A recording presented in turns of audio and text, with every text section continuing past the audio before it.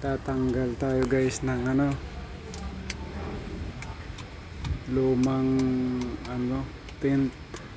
Kaya yung makikita natin sa salamin yung mga sasakyan may mga kulay kagaya ng may mirror siya, super black, ganyan. Yan po yung nakadikit dyan sa salamin sa loob. Bale, itong tinatanggal ko sobrang luma na. Tsaka pag ganyang kaluma, hindi na lang natin maganda sa mata pag nagdadrive. Walang maiwan na pag marami ng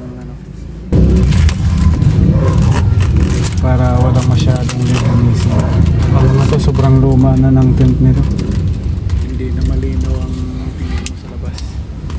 Kaya dahan-dahan ko ito tinatanggal para walang maiwan masyado na kayo.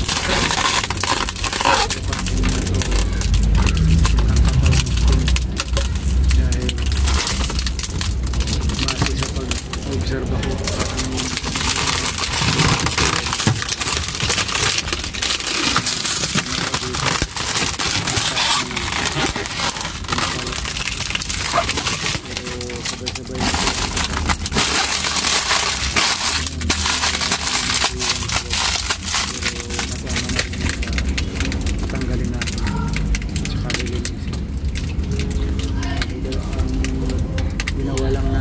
Pinatanggal lang ng customer yung driver side at saka passenger at saka yung harapan, yung full windshield.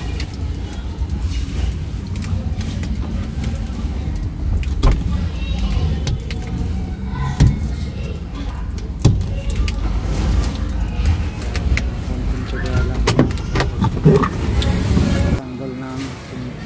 Lipat naman tayo dito sa kabilang side sa kanan. Kung mapapansin nyo may